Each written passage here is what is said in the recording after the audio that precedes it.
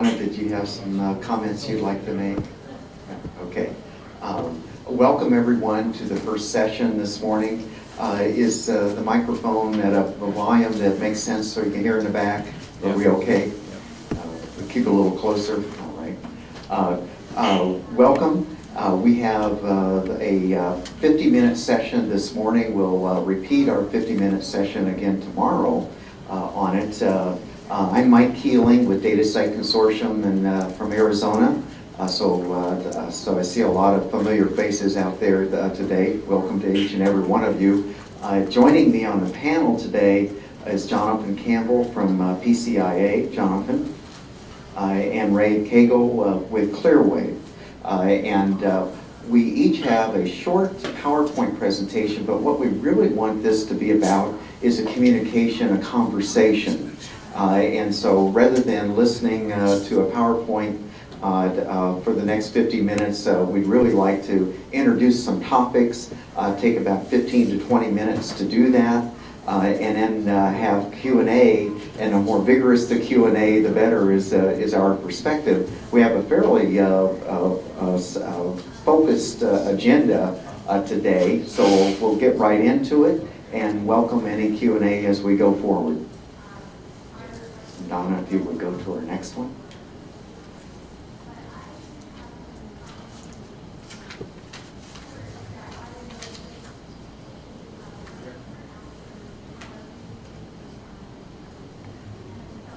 Okay, I'd like to start with an overview of what we're referring to as infrastructure policy barriers and solutions. Why is broadband infrastructure not being deployed more quickly when there's obviously a need from a user's perspective for more broadband services? So that's where we're going today. I want to start with a premise that because broadband services are fundamental to economic growth, competitiveness, and well-being, and in other words, if you look at those benefits of broadband, because the broadband really is an underlying infrastructure for that, we think of it as being essential, and we'd like to put it up there with highways, electricity, and clean water as being sufficient in the minds of the policymakers going forward, that they fund it and take away the barriers of implementing the infrastructure in a similar fashion as we've seen for our highways, basic connectivity, clean water, etc. So that's a premise that we're wanting to work with relative to the infrastructure of broadband. We want to elevate it. In that regard, we want to talk today about two policy clusters. One is promoting those public processes that enable the widespread utilization. The other is breaking down the barriers on it. And so we think of two hemispheres and that total sphere of influence going forward from a policy perspective. That's how we're organizing it. In the first policy cluster are promoting those public processes that tend to expand the availability. And here we're focused on the applications, education, telemedicine, jobs, things of that nature. So we want some metrics out there where we can measure the results of changes in policy. And in this cluster is where we're thinking of those measurements. We would encourage you guys to bubble up questions today that not only affect the infrastructure itself, but are where the metrics can be provided in terms of these results of that infrastructure, the use of that infrastructure. The second one is on reduction of barriers, and it's reduction of barriers associated with the longitudinal rights-of-way. For example, rights-of-way along a railroad, along state and interstate highways, in the cities with city streets, those longitudinal, both for buried and for aerial, for an example. And then the vertical rights-of-way, and we've noticed a strong inference on mobility for broadband, so towers and other vertical rights-of-way where those vertical features exist, but there are limitations on the use of those vertical features for broadband implementation. Jonathan in particular will focus to some of those issues this morning.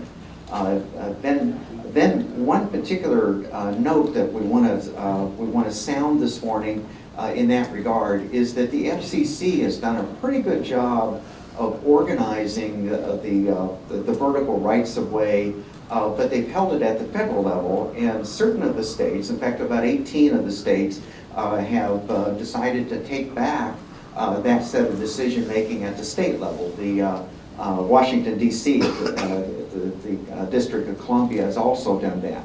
And so we'd like to encourage and have any comments this morning relative to that activity. Certainly in Arizona, that's one of the things that we're proposing is as a next step to break down some of the barriers associated with the vertical rights of way in particular on it. There are a number of other things in the handout that I won't go through in detail today, but are in the handout presentation for your review and reference going forward on that. But with this introduction, I'd like to now turn over the presentation to Jonathan and let him go through some of those particular vertical rights of way issues that he sees as being important from a wireless carrier perspective as we go forward here. So Jonathan, the floor is yours.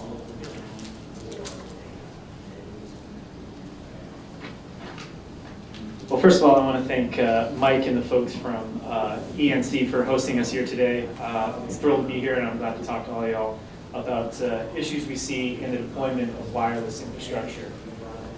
So, first of all, I'll just give you a little background on myself and my organization. My name is Jonathan Campbell. I'm an attorney and director of government affairs for PCIA, the Wireless Infrastructure Association. We're the national association that represents the wireless infrastructure industry, which includes those folks who develop, own, and manage wireless infrastructure. That includes a wide range of individuals from neutral host infrastructure companies doing everything from antenna structures to distributed antenna systems to the carriers themselves, the national carriers, and those who provide services to the infrastructure industry.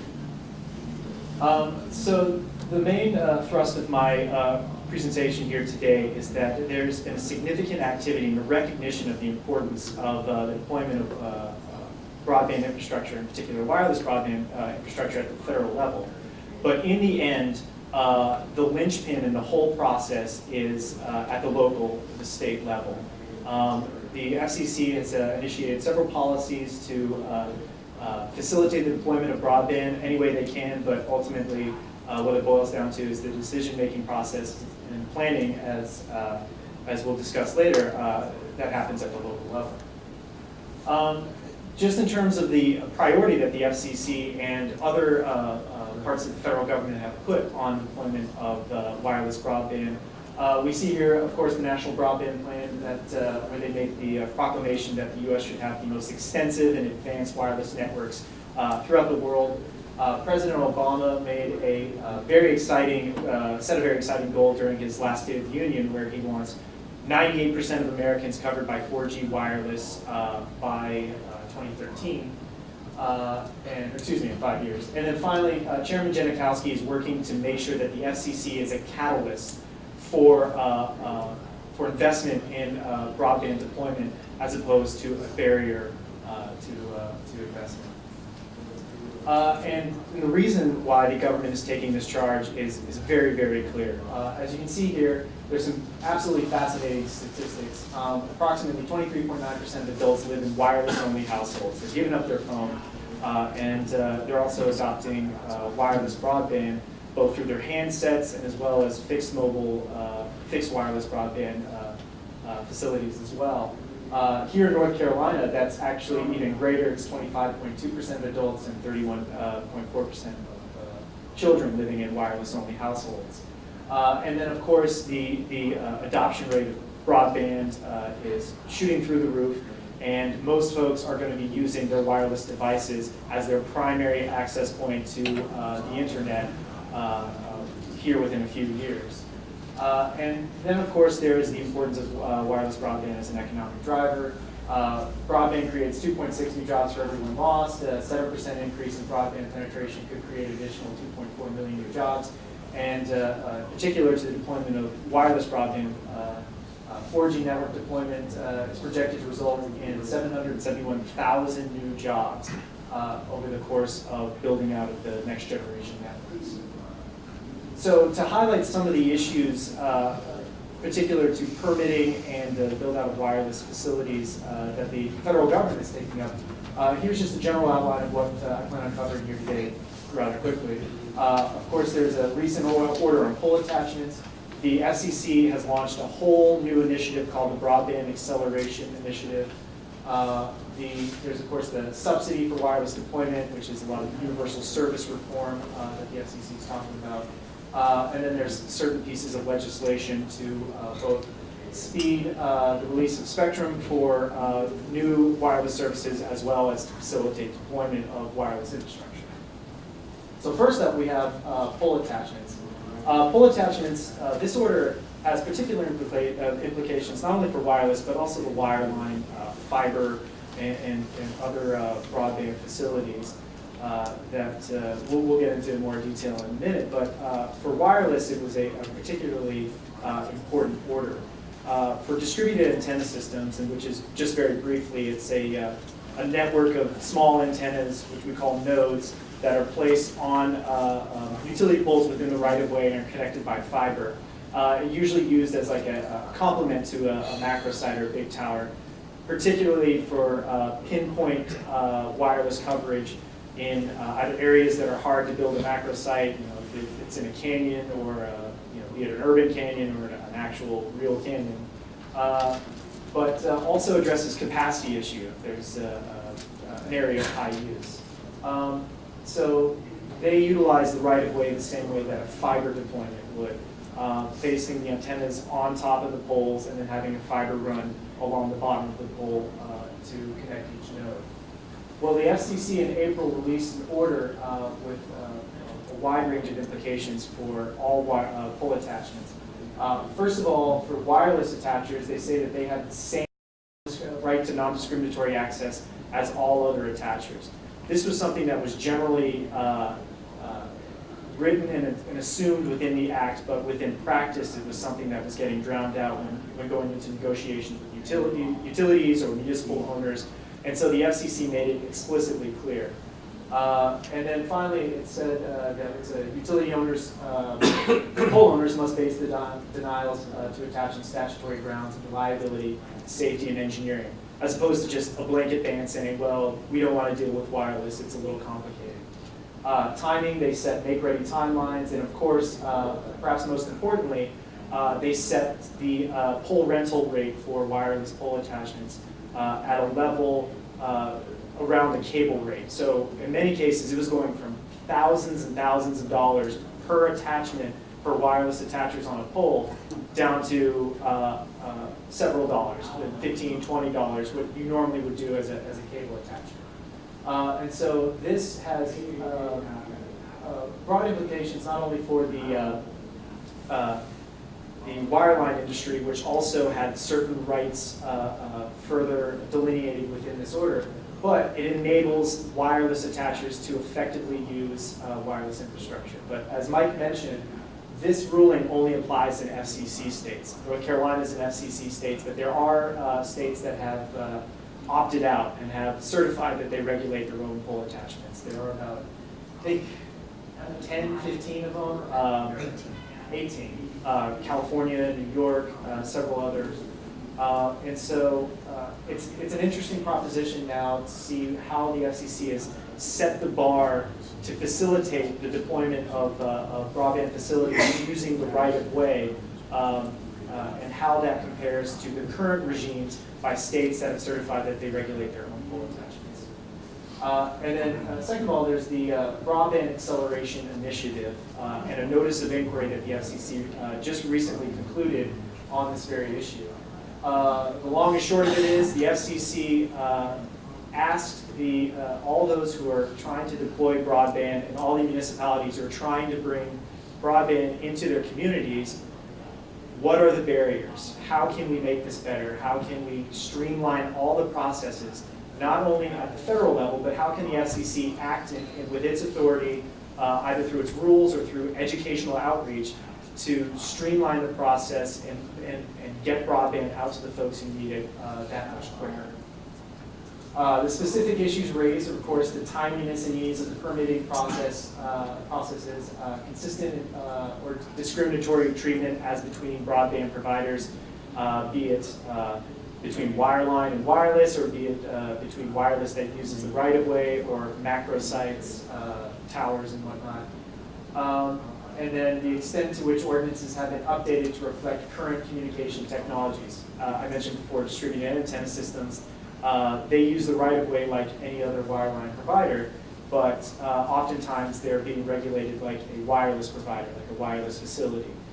And then finally, they take a look at some of the solutions that they can immediately act upon.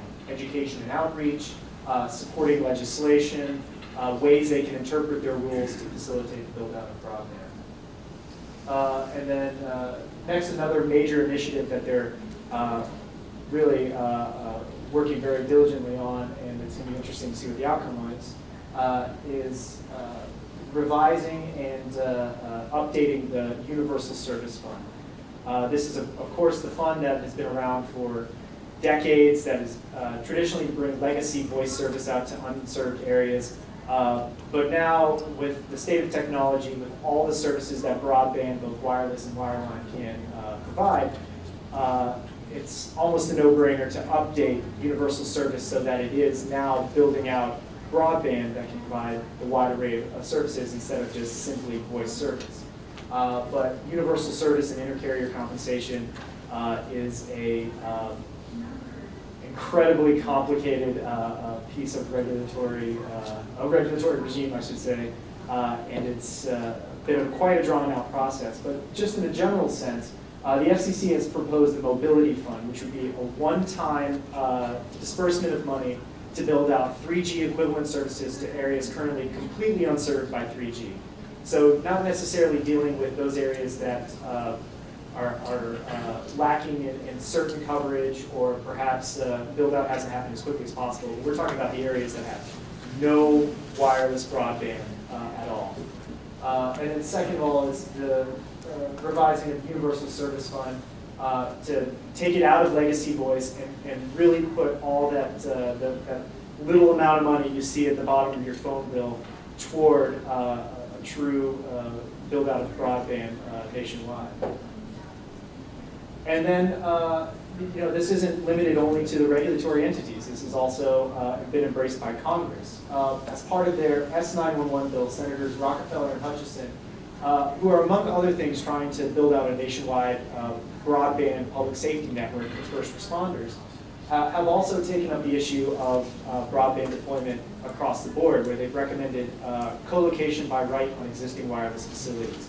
One of the toughest things for building out broadband is that when you already have an existing facility and all you need to do is either swap out the antenna that you already have on there for a 4G antenna, or just add additional antennas to provide 4G and 3G broadband service, that has to go through a complete zoning re-review of the wireless facility. So essentially, to add an antenna to an existing tower, you'd have to go through the same zoning process as you would to build that initial tower. So significant delay in cost there in terms of building out wireless broadband. And this is one of the pieces of legislation that is looking to address that. And then finally, there are many avenues in which they're looking to streamline the use of federal property. Every federal agency has their own regime on how to do licensing, how to do permitting, how to do rights-of-way access, and it's been recommended. I actually found a memo from the Clinton administration in 1997 recommending this change. The National Broadband Plan recommends it.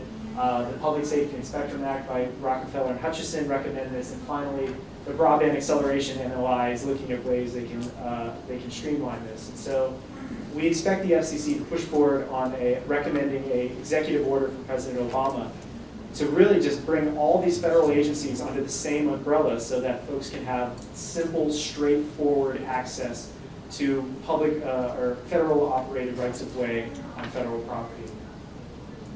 So essentially going back to the main thrust of my presentation is that the federal government is taking up this charge in earnest, but in the end, whatever they do, it all comes down to the local level, towards working with the local planning board with setting attainable goals and having a plan to move forward with deployment of your broadband facilities. And again, that's both wireline and wireless.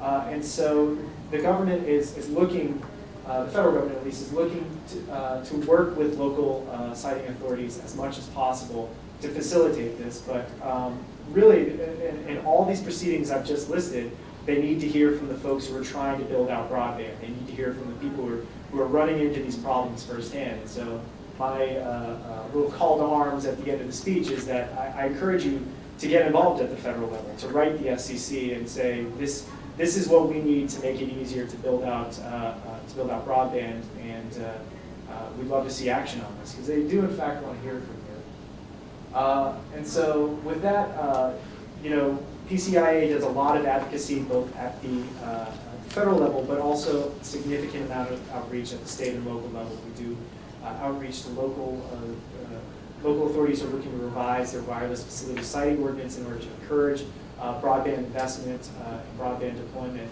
And so I look forward to your questions on this. I think we can. We can hold more questions until after both presentations. Actually, we'd like for you to take questions now relative to Jonathan's presentation. When Ray comes up and talks about particular implementation issues, then we'll change that question set to those issues. But right now, we'd like to entertain questions that are the overview issues for our discussion today. So, I wasn't aware of the FCC regulated states versus those that have adopted their own regulatory environment. What's been driving that? Why have states chosen to regulate that themselves? Is that a lobbying issue on behalf of the telcos, or what's driven that? It's really the FCC's regulations only apply to investor-owned utilities, and so oftentimes states will want to have a regulatory regime that will come across all utilities and all telcos. And in some cases, it's a matter of just combining some of their state regulations on other fronts, such as environmental review, into one body of law so that they can work closely, monitor the deployment within the right-of-way. An example would be California. California has oftentimes much stricter environmental review laws, as well as historic preservation laws, pretty much stricter everything. And so they've taken a shot at regulating polls, and but there's a variety of reasons why a state would adopt their own poll regime. and I'd like to add to that question, it's the co-ops that really are the outlying group right now, where they have a great number of vertical assets, but are not included within the FCC spectrum. Yeah. Cagle, question? Yeah, I'm kind of an activist, and I think Alexander the Great had a great idea when he approached the Gordian knot. He took his sword out and cut it in two and figured it out, And I don't know if we have any metaphorical Alexander the Greats that are available to us, but it seems like our frustration level continues to grow. We heard quite a bit about that this morning from David Milano.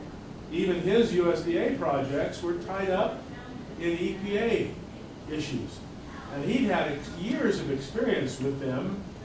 And in Arizona, we have a number of projects, including the Navajo Nation, and a couple of other big projects that are just tied up into knots, waiting for approval. And when they got this huge volume coming all at once, it even made it worse. And it was as if they couldn't figure out that they had a situation on its way. And so it is a very frustrating situation And I don't know if maybe we ought to be carrying pitchforks and so forth to Washington DC to get the attention, you know? Maybe some burning I'd like in to. Ephesus or something. I'd like to suggest a down payment on that Gordian knot. And I'd like to suggest that the states have a big part to play there. Jonathan mentioned that what the FCC has done is they've gathered up those things that can be done at the federal level, but they run into a fundamental limitation of the 10th Amendment, the police powers that are reserved to the local. By local, I mean state and local government, not just local government. But at this point, the array is between the federal government and local governments. The state governments generally are out to pasture. They're out of the picture. And I would suggest that a big part of what could be done next is for state government participation to come into play. California has done that. I think they, to a great extent, can be a model to utilize for many other states relative to the mitigation of issues at the local level, because they also have the police power that the federal government does not have. And so part of this solution, this next step, this unknotting of the Gordian knot, the states have to play a part there. So I'd like to put that into the discussion today and open it up for further amplification. Mike? Well, I think that's true about local permitting issues and the like, but the issue you have about the federal agencies simply not cooperating with each other, the Forest Service especially has been a particular problem in Arizona. Something's got to be done at the federal level to get these agencies to get online with the program. I mean, it's like they don't even acknowledge that these programs exist in terms of accelerating. I don't know how you do that politically, especially in Washington now, but it's got to happen. I mean, the federal agencies have got to all be singing from the same hymn, and they're not. Yeah, and that's something, I mean, as I mentioned before, that's something that's been floating around the federal government since 1997. So But apparently it's an unsolvable Gordian knot class problem, I guess. I don't think, it's actually probably the first salvo of solutions that come out of the FCC, out of the Broadband Acceleration NOI, because it's I think for the commission, it's an easy solution. They can just outline how to do it and then go to the president and say, issue an executive order, the same way that he issued an executive order to cut red tape and remove extraneous regulations. And so I think that's going to be the first main step is working with the federal agencies in order to streamline the What's process. between now and such an executive order actually occurring? Right now, so the broadband acceleration comments, which they were looking to wrap up, were wrapped up on September 30th, and so now it's just a matter of a bit of follow-up with the commission. The commission's reaching out to some of the wireless carriers and some of the other infrastructure providers for more input on particular siting on federal lands and on federal property. And then I think once they are satisfied with the amount of information, both anecdotal and like procedural information on how to improve it, then it's just a matter of the chairman writing a letter. And so I'm sure there's probably about 9 drafts of that letter already floating around on the 8th floor at the FCC, but it's, I think, an easy win for the commission. I expect to see movement on that before the close of the year. Is it going to be different than what you expect right now? Is the substance going to be changing at all based on the NOI responses? I don't think so. I think that everybody was aware of what the issues were. It's just a matter of getting them on the record, so that the commission can formally point to, for instance, provider X had, this problem with the Bureau of Land Management, or it took them 12 months to get approval just to, run across 10 poles or something. And my final question, then I'll stop. How can RTC and the bodies that are represented here today, which are very disparate, by the way, but how can we have one voice and maybe utilize the good offices of, say, a PCIA, to have that voice heard somehow? And are there other groups whose voices are also in parallel with yours? There are.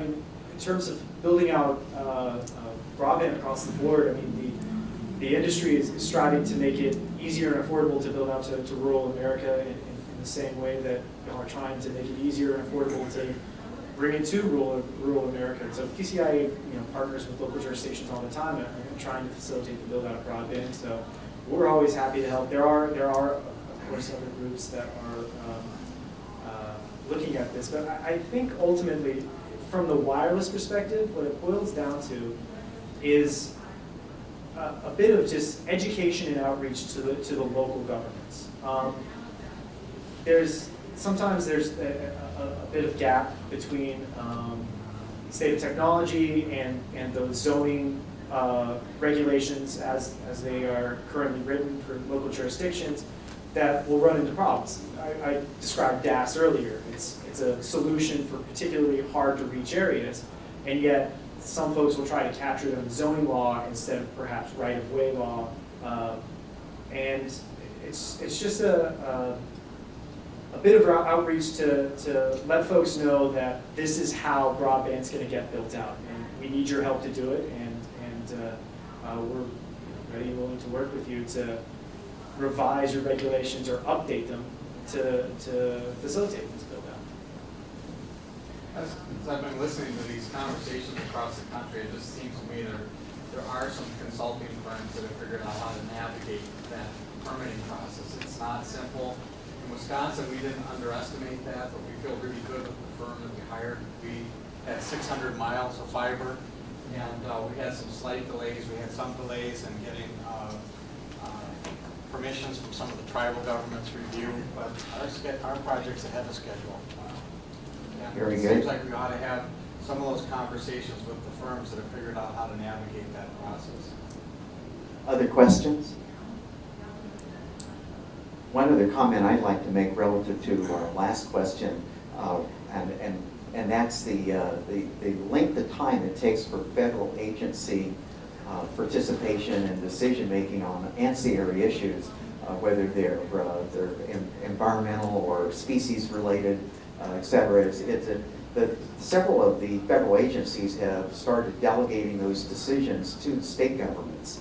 And so that's another place where the state governments can, where they have responsibility for a given project or a given area, can take over and speed up the process and be more responsive to the local constituents, both the providers as well as the local users of those services. So that would be another area for us to look at accelerating as we look at better processing on it. Any other general comments or questions relative to Jonathan's presentation? Hearing none, let's go on to Ray's. Ray is going to look at the same sets of issues from a different prism, and that is as the contractor who is implementing and has had to deal with getting those regulations and giving his experience there and his recommendations for betterment of the processes. I think our sun has shifted and we may want to revive the screen. The earth has actually turned to the other sun. While they're fixing that, I would also like to thank the RTC and ENC for hosting this conference and having us here and inviting me here to present. I will probably echo some of the comments of the gentleman from Wisconsin in my presentation. My name is Ray Cagle. I'm the Chief Operating Officer for Clearwave Communications. We will be taking the approach more of somebody that's, we're taking the situation that's out there and working with it. My agenda, I'll give you a little background on our company, just because I think anytime anybody gives an opinion, you need to kind of know where they're coming from.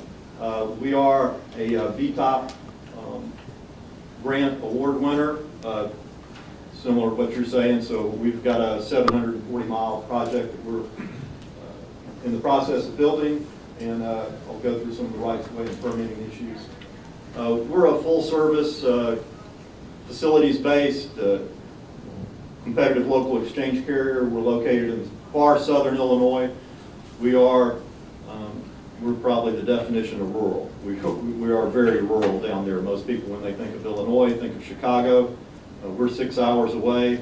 but we couldn't be further away from culture and everything else. So broadband was not a good commodity down there. We began business in 1996, became a CLEC in 2002, which is a competitive local exchange carrier.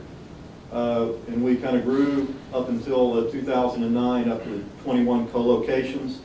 And in 2010, we were awarded a BTOP. The DCEO part, there was some state matching involved from the Department of Commerce and Economic Opportunity. Our project, we cover 23 counties in southern Illinois. It's over 740 miles. The biggest people that are going to benefit from this are the over 200 anchor institutions we're going to, which are schools, hospitals, public safety, libraries, and educational community colleges and universities. Being a southern Illinois company, we knew how desperate we needed bandwidth down there, and we are certainly a case of but for a federal program like the one that NTIA came up with, we would not ever get an infrastructure like this in southern Illinois that benefits these anchor institutions. They cannot get inexpensive bandwidth to do the things that they need to do. So we were excited when the program came along, and we're very committed. We were not successful in round one. For those of y'all familiar with it, it was a 2-round process, but we did not give up. We partnered even closer with the state in round 2 and were successful. We got our award in 2010, and then the wonderful environmental assessment began. And to the gentleman's point in Wisconsin again, we felt like we had heard the horror stories in round 1, how long environmental assessment takes, and it does take a long time. But again, what we did was we sought out a company that had experience in doing it within our state, because even though you're dealing with Fish and Wildlife and some federal groups, Corps of Engineers, you're also dealing with state historic preservation, all sorts of groups. So you really need, having somebody that knows how to deal with those people speeds the process along. Should it be easier? Absolutely. Is it? No. So you have to kind of deal with what you've got, and there are people out there that know how to work the process. It still took us a while. We didn't get it completed in 2011, and that's really doing everything well. It was actually kind of shocking to hear that there were, didn't he say 40 projects on the BIP side that still had not gotten their environmental assessment. The FONSI that everybody talks about, it's a finding of no significant impact. And you've got to have that before you can start the process. So our project has to be completed by August of 2013. Our target is February. Again, that's a real tight time, and especially when you figure out the time involved in environmental assessment. So you've got to kind of have your ducks in a row. The things that we found that were key in involving it was planning, resourcing and tracking, and certainly being aware of the time and the money that's going to be involved in getting something like this done. On the planning side, it's very key, especially if you've got a big project like this, you've got to know what your priority routes are. Where do you need to go first? And the timing of that completion, identify the critical areas to your project that you need to make sure you get started first. You're going to have some alternative routes in there, and identify where do you have options and where don't you have options. The ones that you don't have options, you've got to make sure you get those done. And within those, identifying the types of right-of-way that's needed. Our project is entirely buried, so we're not running into any of the aerial issues that Jonathan spoke of. But we just came from a conference in Cleveland, and there are all sorts of different projects out there. There are some people that are having quite a few issues with the vertical assets and getting pole attachment rights, that type of stuff. Planning, I like to say, is not an event, it's a process. So you have to make sure, the reality is you have to have flexibility and have contingencies in there, because trust me, as good as we think we may have done, or as good as it might look that we've done, there's a lot of stuff that we thought was going to happen that happened differently as we went along. The different types of right-of-way we ran into was State Department of Transportation, municipalities, and railroads, since we're buried. Each one of those is kind of unique. And again, kind of going back to, we realized that wherever we had expertise internally, we would use that. But also, each type of right-of-way there, you're dealing with different people. And I know we've talked about federal government being slow, or this being slow, or that, What we found is it really boils down to people. Some people are better at doing their job than other people are. And knowing who you're dealing with in these different organizations can make a real big difference. We found a consulting company that was really good at dealing with the Illinois Department of Transportation. They also happen to be really good with the railroads. They've helped us out immensely on that because we did not have that expertise. We kind of knew who some of the people were, but they'd done this before. So they really sped this up. I would also say that, that as part of your planning on this, we knew environmental was going to take a long time, so we started a lot of this during the environmental. Because you just, with a tight time frame, you can't get everything done. But dealing with this Illinois Department of Transportation, and you may have this in your states, what we found was we got the first one done and we're thinking, okay, we're in great shape. Then what you realize is each district does things just a little bit differently. And again, that boils down to the people factor. Different people do things differently. Well, you've got to deal with that, and we've done that. We have like 3 different districts. And we've also found out, and we didn't do a lot of this, going back we probably do it a little better, but face-to-face really helps, especially if you can get with them early. So they can put a face with a name and you can as well. Railroads, well, that's a whole different animal, and we could have a whole session just on railroads and the fun that can be. But I can tell you right now it's going to take a lot of time, and they are going to do business the way they do business. I mean, that's just the nature of the beast. It's going to take time and it's going to take money. Some of these permits, they may average around 4,000 to 7,000, but we've run into some that were 25,000. It's expensive, and there again, having somebody that's used to dealing with them is good.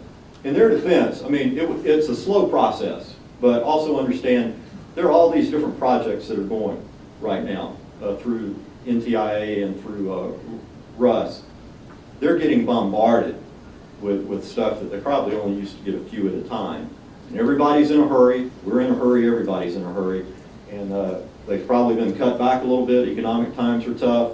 But again, as a carrier or as somebody that's implementing this, you have to deal with what reality is today. I'm all in favor of, and we need to do things to make this easier, but if you're in the middle of something now, you've got to deal with what the reality is. Municipalities is another one that's can be really entertaining because there again, you are dealing with lots of different people with different agendas. Somebody may be up for re-election, somebody on the council might be running against them. So you can run into all sorts of stuff there. Face-to-face, as much as possible with these guys is great. We lived in the area, so it was a little easier for us to get out there. Again, we probably would have done more of that up front and been a little more aggressive earlier, knowing what we do now. That's where the company representation, I think, is important at the local level. Having these consultants and engineers that were doing work for us helped on these bigger things, and they also helped us with the municipalities, but they also wanted to see who's actually doing it, who's going to be living with this once it's done. And I would also say with municipalities, don't take anything for granted, because you may think you're in good standing one place, but political climate can change. You just don't ever know. So staying on top of the municipalities, we found has been very important. Once you get started with your project and these rights of ways, and this isn't really even construction. These are regular meetings we have to go over the permits and rights of way status that we've got in our project. We've got well over 200 permits. It's probably going to get closer to 300 by the time we're done. There's a lot of permits and rights of way that have to be obtained. So it's a little difficult to see there, but we have spreadsheets that show where we are with each priority route, where we're at, what permits we have to have in there. And then the consulting firm that we use, they do some GIS mapping that help people like me. Sometimes if I see something, it means a lot more to me than a spreadsheet of figures and stuff. And we identify the key obstacles and next steps needed, and also identify when escalation is needed. And we try and be very careful there and escalate when you need it, but not just automatically. As I've said, we've gotten really good support from the governor's office in the state of Illinois, but we've tried to be very careful as to when we would maybe call that card into play and maybe have somebody from the governor's office make a call. We felt like long-term it would be better if we could work the process on our own. But every now and then, and you have to realize when that is, if you have the ability to escalate it, you need to, just to get it done. And if you're not tracking this can get way out of control, because you can't start working until you have these rights of way obtained. And if you're not tracking it, you're not going to see where you're going to have problems. And usually where you have problems, it just involves somebody getting out, making phone calls, getting face-to-face with somebody. But it can be very inefficient. And again, it's sort of, we always take it at Clearwave that it's our responsibility to try and push it through. If it's going slow, we just have to get out there and get our hands dirty and try and push it along. So these are the types of things we're doing there. That's pretty much what I've got there from somebody that's out there actually doing it right now. In closing, I would also like to say, and I think it was mentioned earlier, stimulus and ARRA can kind of have to be a dirty name out there sometime, and even the federal government can, I'm from the federal government and I'm here to help. But I will tell you right now, one of our biggest fears when we got this big grant from the federal government was dealing with NTIA and dealing with the federal government. They have been fantastic. They are committed to the project. They work with you. They're not unreasonable. Yes, there's a lot of reporting to do, but guess what? There ought to be a lot of reporting to do. They're giving us a lot of money. They need to know that this is being done. But I can tell you, as guys that are actually doing it, can't speak for all the branches of the federal government and all these different places, but I can tell you, the people we're dealing with at the NTIA, they have got their act together. They're doing a terrific job. They are committed to these projects, and it's been a pleasure working with them. And with that, You bet. We have just a couple of minutes left. Galen, have a question? Just a general question, and I'll try to get it also down to a specific situation. In the same time frame that you're trying to get your project running up and running, I mentioned that the state governments now have some leadership that's being gathered and put together at a state level. And were you able to find, did you work with Ryan Crow? yes. Now, he is the state leader he works for the governor now. This broadband program got elevated when the lieutenant governor took over as governor. Yes. So, is he the state leader for Illinois? No, he's not actually. We actually have, I think, Drew Clark. Did you work with Drew at all? We work with him some, yes. They're involved in the state mapping Okay. of the broadband. We actually dealt more with Ryan, Okay. even in the early process, and adjusting from round 1 to round 2. And that was really a critical piece of, as a state, what did we do right, what didn't we do right? And Ryan, terrific guy. And the projects that got funded in Illinois would probably not have gotten funded if that hadn't been for him. And then I kind of go back to, it's not institutions, it's people. Ryan's a great person, and he's committed to the broadband. He led the Illinois Broadband Deployment Council for then Lieutenant Governor Quinn. So he was really committed and helped us in the application process, and he has been the person that if we've had an issue, that's kind of who we would call to say, would you mind making a call to IDOT or to so and so. Drew and them, they sort of have a different charge for what they're doing, so for different issues, But Ryan has been a key person for us. Okay, very good. And I hope that the other state leaders and other planning folks at governmental levels, like our team in Arizona, for example, will be helping to hear at least these and push the right buttons also. And I think that Utah is doing kind of the same thing, although they're understaffed right now and growing. But I think that as we mature in these state planning environments, I think we'll see some centers of influence that are going to be helpful in getting this process continued and also having some sustainability. So the next project you do will also be even more streamlined. You need an advocate, and as somebody, in our position as a carrier or service provider that's building the network, you need to identify who are those key people that can actually get things done for you. Because there are a lot of people that may sound like they can, but you really need to know who can actually get things done for us. And the only way to do that is to get involved. And that's something that we've been doing for the last several years, attending these broadband deployment council meetings. And you go to a lot of meetings, it might seem like not a whole lot's getting done, but you're learning who are the people that can get things done in your state, who are your advocates, and make sure that you're aware of things that are coming along. So those are important things to do that at the time sometimes may not seem like they are, but you really do have to get involved, plug yourself into those so you can know where to go. And that story repeats itself time after time. It is the people. One final question, and then we'll wrap up.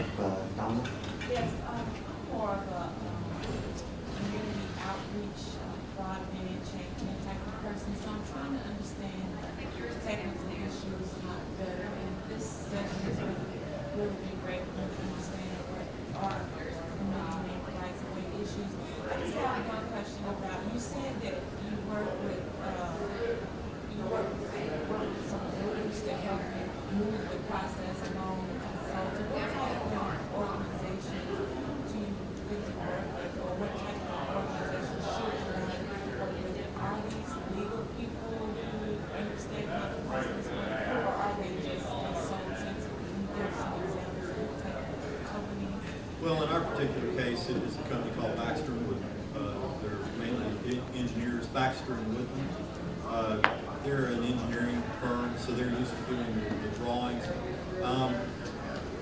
We cheated a little bit, business people, sort of like when Burger King came in, where should I put my spots? Well, you can do a lot of research, or you can go, where's McDonald's? That's where they've done the research. Well, we had some round one winners that, and one of them happened to get through environmental assessment, and some of theirs a little quicker. So it's like, well, who did they use? They used this company. They had already dealt with the state historic preservation, so we utilized somebody that we'd already seen and was able to be successful within our state. Learned from some mistakes maybe they even made, but they were, again, used to dealing with people there, so that's how we found them. We didn't do a huge amount of research. We did. There are lots of companies and there are lots of consultants, again, say they do things, but it's important to find who can actually do what they're saying that they can. And the best way to identify that is have them. The proof is in the pudding. Yeah. One more question. One quick one. Did you have competitive pushback that caused delays? Did we have competitive pushback? A little, but none that caused delays. Our area is not unserved, but quite underserved. And, I think there's been pushback in some other parts of our state, but down where we're at, it hasn't been caused a problem. Very good. We'll conclude the program at this point. Thank everyone for their participation.